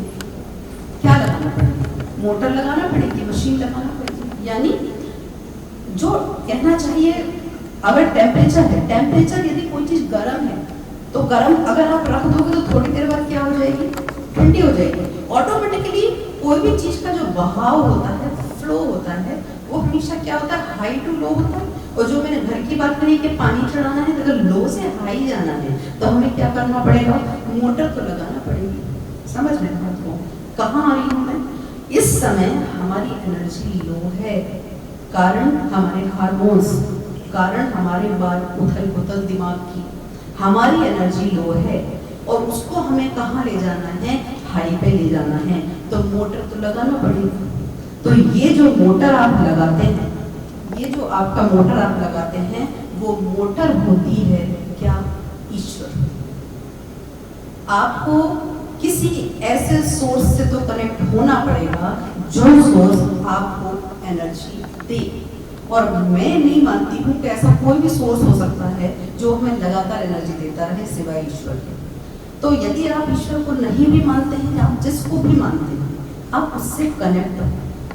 जैसे ही आप उससे कनेक्ट होते हो, आपका एनर्जी फ्लो उसकी तरफ स्टार्ट हो जाता है। ये कुछ साइंटिफिक बता रही हूँ मैं आपको, हवा की बातें नहीं है। आप अगर बैठ के 2 मिनट के लिए जिसको आप माइंड में बीच में लाते हैं, दिमाग में लाते हैं, आपका एनर्जी फ्लो उसकी तरफ होना शुरू हो जाता है। तो यदि आप किसी को मानते हैं, ईश्वर को मानते हैं, और आपका फ्लो ऊपर की तरफ जाना स्टार्ट होता है, आपने मोटर लगा दी और आपकी एनर्जी यदि क्या हुई? अपलिफ्ट हो गई, नेगेटिव एम्पलीट्यूड से पॉजिटिव में चली गई, नेगेटिव अगर ऊपर आ गई तो बनी बात है, फिर हम क्या कर सकते हैं? उसको और एनहेंस कर सकते हैं। तो मेरा कहने का मतलब समझें, आपकी कार्य योजना में जो एक कार्य जो होना चाहिए वो ये है कि आप सबसे पहले ध्यान रख लें, अपने आप को ईश्वर से कनेक्ट जरूर करें। और दूसरा, एक ईश्वर से कनेक्ट करें, ऑटोमेटिकली एनर्जी का फ्लो आप में आएगा। एनर्जी आएगी तो आप ये सारे क्वेश्चन और ये सारी चीजें ऑटोमेटिकली आप मैनेज कर पाओगे। और उसके लिए क्या करना है? 3-4 चीजें बता रही हूँ। आप सुबह उठते हैं, सुबह उठ के सबसे पहले जैसे उठते हैं, आप जो बोले ना कनेक्ट करने की बात, आप कनेक्ट करें। अगर आप किसी को मानते हैं तो आप उसको बीच में देखने की कोशिश करें। ऑटोमेटिकली जब सुबह से हमारी एनर्जी बढ़ती है तो वो हमको दिन भर के लिए बहुत स्ट्रेंथ देती है। तो आप उसको कनेक्ट करें। दूसरा काम आप ये करें कि आपको यदि कोई बुक अच्छी लगती है, इस समय मन नहीं लगता है, बट कोई भी काम करने में मन नहीं लगता, मतलब लंबे, हाँ, लेकिन किसी बुक का एक आध पेज हम पढ़ सकते हैं। तो एक आध पेज पढ़ने की कोशिश करें। 2 बार जबरदस्ती से करेंगे, तीसरी बार ऑटोमेटिकली करना है। हो सकता है उसके जो वर्ड्स हों वो आपको दिन भर के लिए कुछ एनर्जी, कुछ स्ट्रेंथ देते हैं। तो मेडिटेशन जिसको मैडम लोग बताती हैं, जो मैंने पहली चीज बोली आपसे, वो कई तरीके से हो सकता है। वो आप योगा में समझ सकते हैं, जान भी सकते हैं। तो पहली चीज मेडिटेट करें, तो अपनी एनर्जी सोर्स से खुद को कनेक्ट करें। दूसरा, आपके वर्किंग प्लान में होना चाहिए कि आप कोई ना कोई बुक जरूर पढ़ेंगे, एक आध पेज पढ़ेंगे, बट जरूर पढ़ेंगे, उससे आपको स्ट्रेंथ मिलेगी। और तीसरी चीज, हम दिन भर में जो भी करते हैं उस पर हम वॉच रखेंगे। यानी हम क्या देखते हैं, क्या सुनते हैं और क्या करते हैं। जैसे हम टीवी देखते हैं, जैसे मैंने खुद ऑब्जर्व किया है कि मुझे भी सावधान इंडिया बड़ा अच्छा लगता है। क्यों अच्छा लगता है? क्योंकि सावधान इंडिया में अलग अलग केसेस आते हैं। बाकी कोई सीरियल देखो तो उसमें आपको देखना होता है, पूरा देखना, शुरू से नहीं देखा होता समझ नहीं आता है। और सावधान इंडिया में अलग अलग केसेस आते हैं। लेकिन आज मैं देख रही हूँ वो सही है, लेकिन यदि आप इस दौरान देखते हैं तो जिसमें उसमें जो हिंसा है, जो जैसा भी उसमें हो रहा है, आपको समझ नहीं आएगा। धीरे धीरे ना हमारी वो प्रकृति बनने लगती है। ये होता है, ये मैंने खुद अनुभव किया कि यदि मैं किसी दिन छुट्टी के दिन 3-4 एपिसोड देख लूँ उसके, तो मैं ना व्यथित सी हो जाती हूँ, परेशान सी हो जाती हूँ। मुझे अच्छा नहीं लगता, मतलब मुझे समझ नहीं आता हो क्या रहा है, बट ऐसा लगता है कुछ अच्छा नहीं, प्लेजेंट नहीं है। तो अपनी वॉचिंग पर कंट्रोल रखें कि हम क्या देख रहे हैं। और मैं आपको एक बहुत अच्छा एग्जांपल देती हूँ। मेरी सेकंड बेटी के समय मुझे 4th मंथ से ही क्या हो गया था, मतलब बेड रेस्ट हो गया था, कंप्लीटली बेड रेस्ट था। पैर ऊपर करके मैं पूरे समय बेड पर बैठी थी। अब पूरे समय अगर आप बेड पर रहोगे तो डेफिनेटली आप क्या देखोगे, जब सीरियल कितना देखोगे, उस समय तो बहुत वेब सीरीज भी नहीं होती। तो मेरे को आदत क्या पड़ गई थी कि मैं पूरे समय ये जो आध्यात्मिक चैनल होते हैं, मुझे आध्यात्म वैसे भी अच्छा लगता था शुरू से, तो मैं वो सब देखते रहती थी। और मैंने उसको बहुत हंसी मजाक में लिया, मैं देखती रही क्योंकि मुझे टाइम काटना था कुल मिला के। लेकिन मुझे धीरे धीरे उसमें रुचि थी तो अच्छा लगने लगा। लेकिन आपको यकीन नहीं होगा कि मेरी छोटी में वो गुण इतने ज़्यादा हैं, छोटी बच्ची में इतने ज़्यादा हैं वो गुण, ऑटोमेटिकली वो अपने आप अटैच है वो ईश्वर से। और उसके अंदर उसकी स्ट्रेंथ जो है ना, उसकी स्ट्रेंथ बहुत ज़्यादा है। मतलब अभी कभी हमारे साथ कुछ मतलब ऐसा हो जो कहना चाहिए फेवरेबल नहीं है, उसमें भी वो हमको समझा देती है कि नहीं ऐसा कुछ नहीं है। तो ये चीज़ मैंने ऑब्जर्व की है। तो मैं यहाँ आपसे जो भी साझा करने आती हूँ अपने पर्सनल अनुभव ही साझा करने आती हूँ। तो अपनी वॉचिंग पर कंट्रोल जरूर रखें। वेब सीरीज बहुत ज़्यादा आ गई हैं और जहाँ तक मैं भी जितनी देखती हूँ, हिंसा बहुत है, हिंसा बहुत है। और वो आपको परेशान तो करेगी, आज नहीं तो कल करेगी। जो आप देख रहे हो, मैंने कहा ना, वो बिल्कुल अक्षरशः कहीं जा रहा है। तो अपनी वॉचिंग पे कंट्रोल रखें। दूसरा, अपना लिसनिंग पे भी कंट्रोल रखें कि हम क्या सुन रहे हैं। तो यदि हम 2-4 शब्द भी कुछ अच्छे सुनते हैं, किसी को मानते हैं, तो उसका हम वीडियो सुन लें, 2-3 मिनट को सुन लें, काफ़ी है। तो बस मैंने बोला ना, मेरे एक्शन प्लान में कोई ज़्यादा चीज़ें नहीं है, सिर्फ 2 ही चीज़ें हैं। एक तो सुबह उठ के आप कनेक्ट करें ईश्वर को, उसको आप मेडिटेशन बोलें, आप उसको जो भी बोलें वो नाम दे सकते हैं, वो कनेक्ट करने से आपको एनर्जी आएगी। दूसरा, अपना जो अपना वॉच करना, रीडिंग करना और अपना जो करते हैं उन सब पर थोड़ा सा नजर रखें कि हम क्या कर रहे हैं। तो यदि इतना हम कर लेते हैं, पहले साइकोलॉजी चेंज की और उतना हमने एक्शन प्लान लिया, तो मुझे लगता है कि हर गर्भवती महिला अपना कहना चाहिए इमोशनल बैलेंस प्रॉपरली बना के रख सकती है। अब फिर भी यदि आपको इस बीच में कोई क्वेरी आ रही है तो आप मुझसे पूछ सकते हैं जरूर से। मैंने अनुभव की है ये चीज़ें, इसलिए आपसे साझा की। मैंने कोई बुक का आपसे नॉलेज, मैंने दोनों बेटियों की प्रेगनेंसी की आपसे चर्चा की और दोनों में मैं बहुत अंतर देखती हूँ। फर्स्ट के समय भी मैं देखती हूँ कि आज भी वो बहुत चिड़चिड़ाती है, झुंझलाती है, वो जल्दी हाइपर हो जाती है। उसका रीज़न मैं उस समय वैसी ही थी, उसका रीज़न मैं उसमें कि मैं नहीं थी, अचानक से प्रेगनेंसी आना, अचानक से ये सब कुछ होना, मैं बहुत हाइपर हो गई। ये सारी चीज़ें मैं उसमें देखती हूँ। तो ऐसा कोई अगर आपका कोई क्वेरी है, मैंने कहा था ना, अगर मतलब आपस में बातचीत होगी तो शायद मेरा सेशन मुझे भी लगेगा कि यूजफुल लगा। तो यदि कोई क्वेरी है, कोई क्वेश्चन आप पूछना चाहते हैं, मुझसे जरूर पूछ सकते हैं। कुछ फायदा हुआ वो तो बता दीजिए कि लग रहा है कुछ ऐसा कर सकते हैं। ऐसा कोई काम जो मैंने बताया जो आप नहीं कर सकते। मैंने ये नहीं बोला बुक पढ़ो, मैंने बोला एक पेज पढ़ लो। किसी का वीडियो अच्छा लगता है, 1-2 मिनट सुन लो, 2 मिनट सुन लो। ये जो सेकंड्स की चीजें ऑटोमेटिकली मिनट और फिर आवर्स में कन्वर्ट हो जाएंगी। और ईश्वर से तो कनेक्ट करना पड़ेगा, उसके बिना तो नहीं चलेगा। या जिस गुरु को मानते हैं उससे कनेक्ट, जिसकी एनर्जी आपसे ज्यादा, मोटर तो लगाना पड़ेगा, बिना मोटर के पानी ऊपर नहीं चलेगा, क्योंकि आपकी एनर्जी तो लो है, होगी, और क्योंकि हार्मोन्स तो उठा पटक करेंगे। तो कोई क्वेश्चन बच्चों? सॉरी आज मुझे क्लास की है। Any query? चलिए ठीक है, मैं सोचती हूँ शायद सबको अच्छा लगा होगा, समझ में आया होगा। Thank you, thank you. Ma'am, आपने बहुत सारी चीज़ें छोटे छोटे पॉइंट पे बहुत सारा और बहुत अच्छा बता दिया। और वो जो एक सावधान इंडिया वाला था, वो तो सही में माइंड ब्लोइंग था। ऐसा है सबके साथ, अभी मुझे भी बहुत सारे लोग बोल देंगे। एक्चुअली नेगेटिविटी की तरफ ज़्यादा जाता है। और दूसरा, अभी जो सीरियल्स चल रहे हैं उन्हीं में है जो कुछ नया नया दिखता होता है, भले वो है अच्छा नहीं जो हमारे लिए नहीं होना चाहिए, पर वो माइंड जाता ही है उस साइड में। दूसरा, आपने एक काम चीज़ ना गलत बोल दी, ये थोड़ा सा अलग साइड आके बोलना था। हस्बैंड्स को छूट दे दी, बिल्कुल खुले छूट के, कुछ भी नहीं करना, ये ऐसे ही कर रही है, वो लोग कुछ करेंगे ही नहीं फिर हमारे लिए। अभी तो समय ये प्रेगनेंसी का, डिलीवरी का, इसके बाद वो वैसे हाथ में नहीं आने वाले, है ना ऐसा? देखो अभी बहुत सारे लोग बोलेंगे। तो अभी ऐसा है कि मैम को और सर दोनों को हमारी तरफ से एक छोटा सा मोमेंट हो कि वो लोग आए, उन्होंने हमारे लिए समय निकाला। तो मैं सहजा मैम को बोलूँगी कि वो हमारी तरफ से छोटा सा मोमेंटो दें।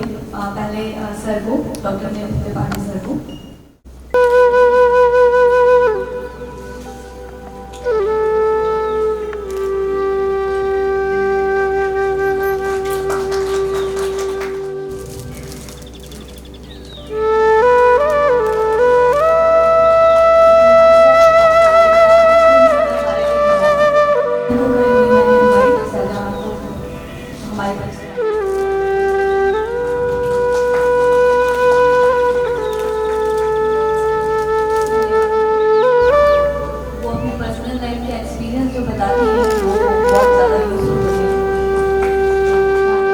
प्रोग्राम रहता है कि हम लोग गोद भराई करेंगे, तो गोद भराई सेशन में एक छोटे से सेशन के बाद लेना चाहूँगी। हमारे पास में क्रायो विवा से आए हुए हैं, मैं आपको आमंत्रित करूँगी कि वो आए और अपना सेशन लें। तो आप जो भी इंटरेस्टेड हैं उनको बता सकते हैं, वो आगे बता देंगे। इसके बाद मैं बहुत समय नहीं लूँगी, मुझे पता है कि प्रेग्नेंट पेशेंट्स हैं, तो मैं सिर्फ आप लोगों का गोद भराई सेशन और उसके बाद इस रूप और अभी मैं क्रायो विवा वाले आपको बता देंगे, आपको जो भी उनसे समझना आप समझ सकते हैं। इसके बाद गोद भराई और देन हमारा स्वयंपाक। A tribute to all moms, expecting moms and dad. So let me introduce myself. I'm Shampa Bhattacharjee. So I'm from Cryo Viva Biotech, and I look into the entire sales and marketing for them. So I'm sorry that I can't speak so fluently in Hindi. I can, but I can't give the entire presentation on Hindi. So I will try in between to talk in Hindi. So please bear with me. If there is anything you can ask in between for any questions. So you people have all made up the plans, like who will be your consulting doctors, who will be the where are you going to deliver the baby, then how to handle your work plan. Secondly, coming into the by this time you people have already decided on the baby names, baby shower plan, and all the expenses which will be occurred for your entire pregnancy period. So, but have you all decided about the future? About the future in regards to the health for the baby and for the entire family. So, do anybody have any knowledge about stem cells? Because it is a once in a lifetime opportunity to safeguard your entire family and give a precious gift to your baby when you are delivering the baby. So don't take our word for it, see it for yourself. So whether it is Times of India, whether it is the Economic Times, whether it is the India Today, all the important medical journals talks about the treatment options which are available with an umbilical cord blood stem cells. So, and the latest news, when you go and talk with your relatives, your peers, your friends, your get-togethers, internet media, you will come across to know more about the stem cell banking. But the best person to discuss in regards whether you should preserve your baby's umbilical cord blood stem cells or not, it is your consulting doctor. So during the pregnancy period, after you cross your 5th month of the pregnancy, please discuss with your doctor and come to know that what are the usage of an umbilical cord blood storage. So stem cell, it is the power to save life. So do anybody know here who is this person? Can anybody tell? Anyone? So it is Christopher Reeve. So we all know him by the name of Superman. So why I have shown you this slide? Because Christopher Reeve was the person, you can see that he is in a wheelchair. And on the next slide, we all know that he is a Superman. So he was the first person when he was riding a horse and he fell down from the horse and he was totally injured with a spinal cord injury. And after that, it was a stem cell transplant which has been done. And then we know the story that he is on his leg and we all know him with a Superman. So that is the power of the stem cells. Secondly, I hope we all know this story.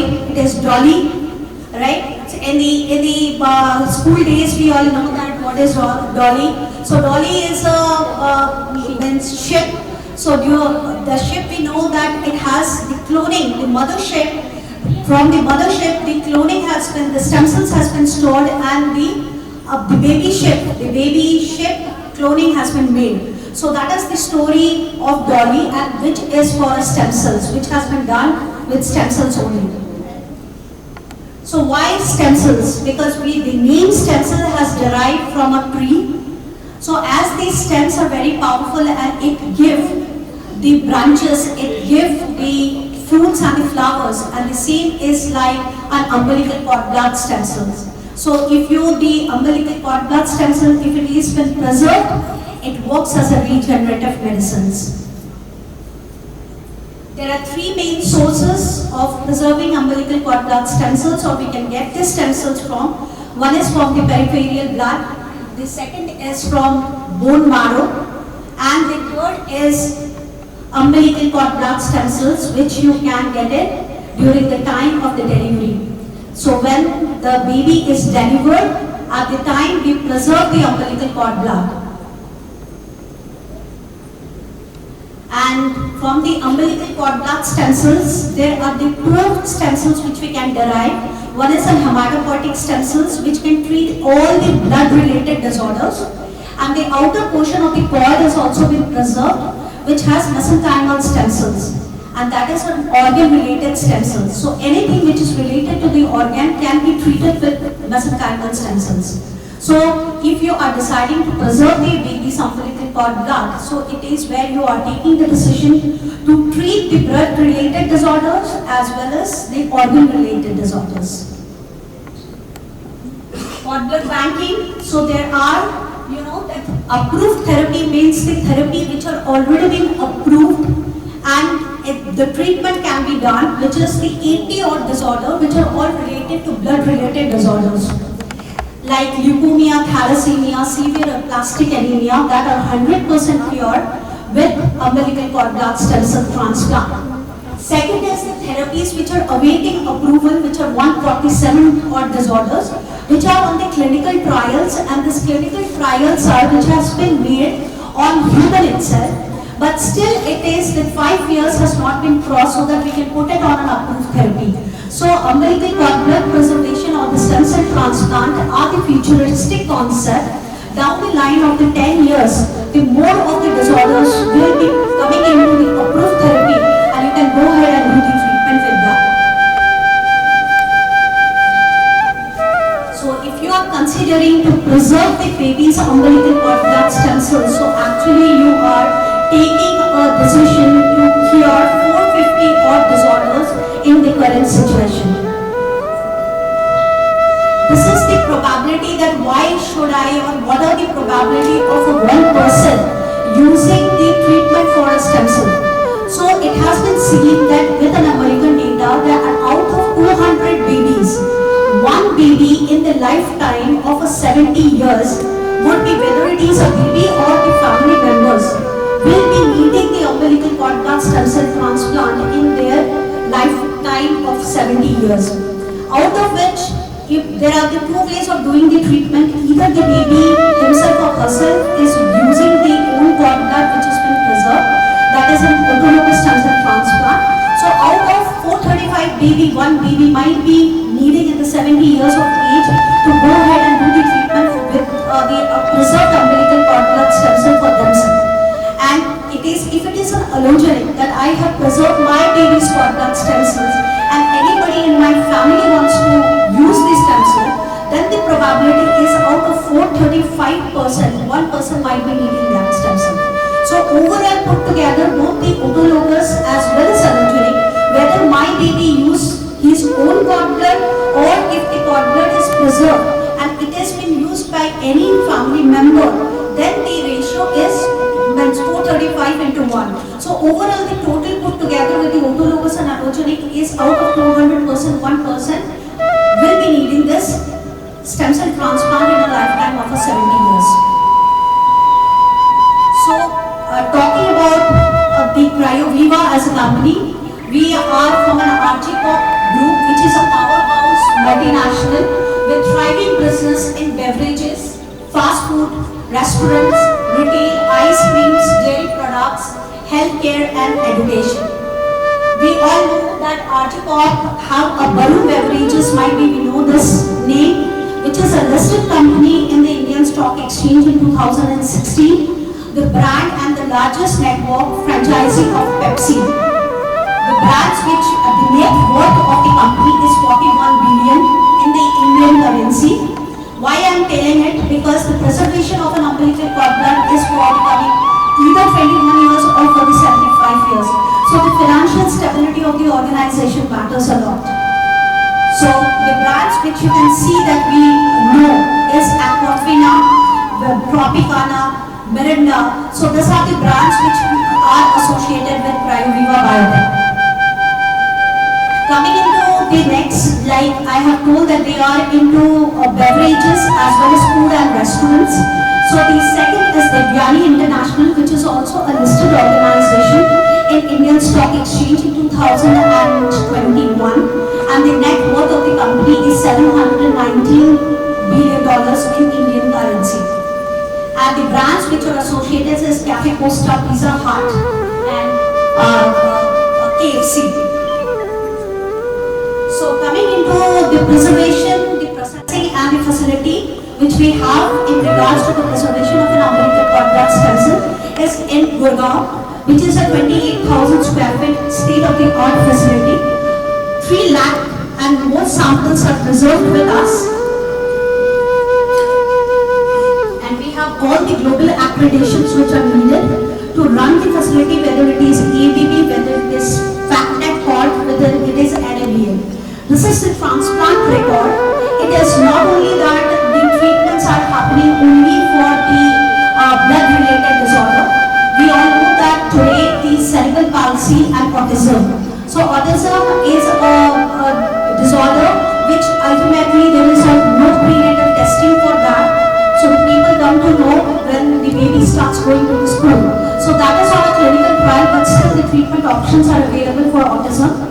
And you can go ahead with the preservation of the stem cells and it can be treated. The cerebral palsy and autistic baby can also be treated. So the entire world, whether it is America, Europe, South Asia, Africa, so they are all opting for the preservation of an umbilical cord blood stem cells. And the whole world is into the next generation therapy.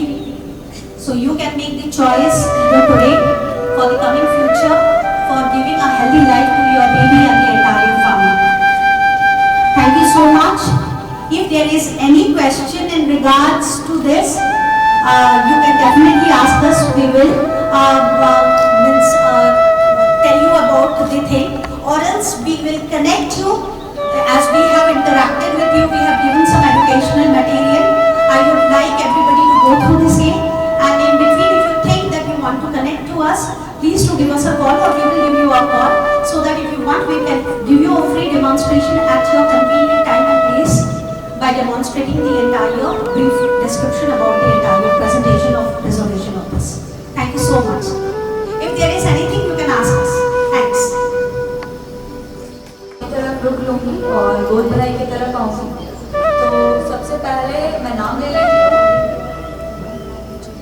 कोई ऐसा है जो 7 month से ऊपर है और उनका नाम नहीं आ रहा है तो मुझे बता सकते हैं। नेहा कटियार जी 7 मंथ, प्राची जी, रशोभा जी, दीपिका जी और डॉक्टर अर्चना सिंह। उसके बाद केटी जी, श्रद्धा सूर्यवंशी, अपराजिता सिंह जी, डॉक्टर प्रीतिका जैन जी, जयंती मेहरा जी, ज्योति शर्मा जी, पूजा राठौर जी। इसमें अगर कोई नाम ऐसा है जो छूट रहा है तो प्लीज मुझे बता दीजिएगा। 7 मंथ से ऊपर, और एक एक करके प्लीज आते जाइए। हम लोग गोद भराई का प्रोग्राम स्टार्ट कर रहे हैं।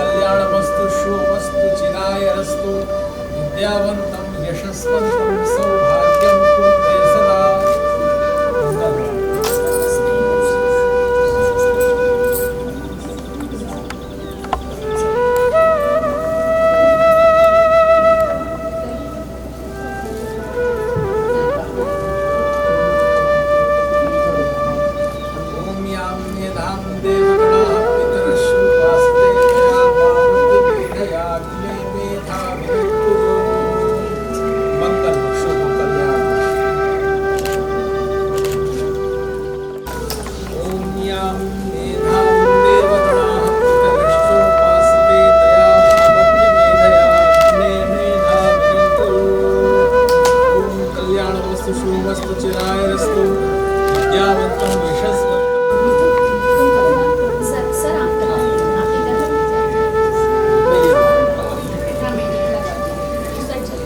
कल्याणमस्तु शुभमस्तु चिरायनं विद्यावन्तं यशस्वन्तं सौभाग्यं कुरुते सदा।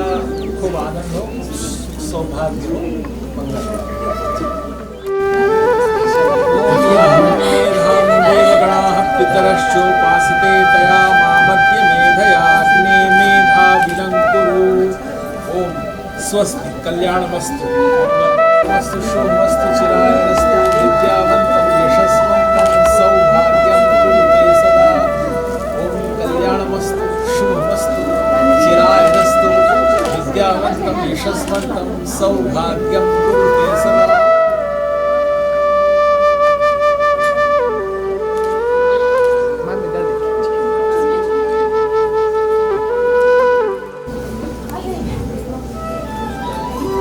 हरि ओम विश्वानि देव सवितर्गदितानि परासुवा यद्भद्रं तन्न आसुवा।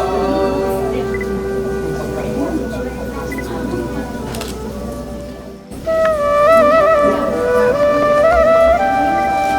यां मेधां देवगणाः पितरश्च उपासते तया मामद्य मेधयाग्ने मेधाभिरक्कुरु।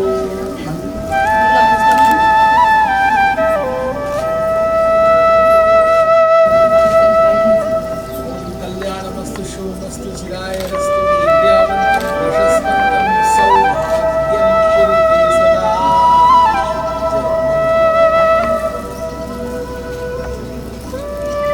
Excuse me? Ma'am.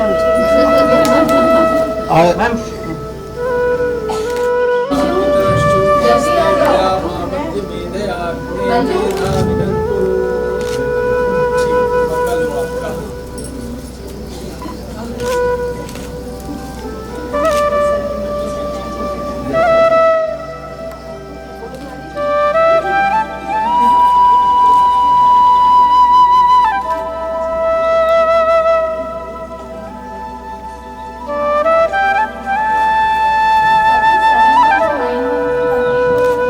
कोई नाम नहीं भी बोला हो तो आप आ सकते हैं।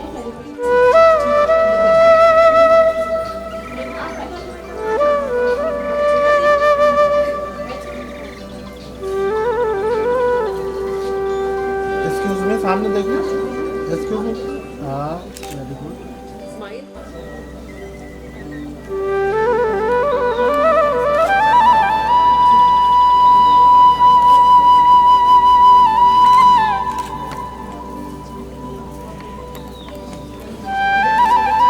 Excuse me, look here, everybody. Ready?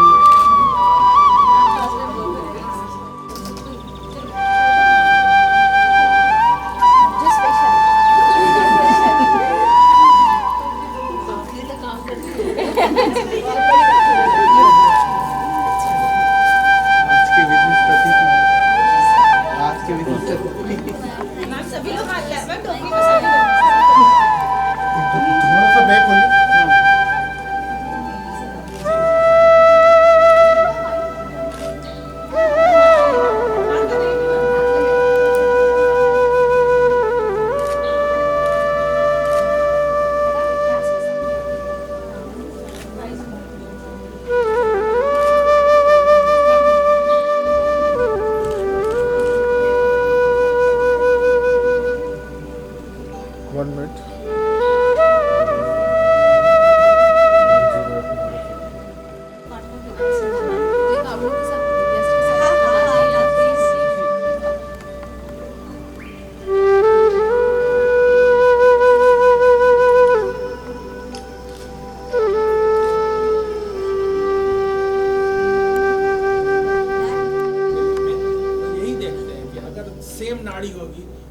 बच्चा पैदा होगा तो खून की वो समस्या आएगी।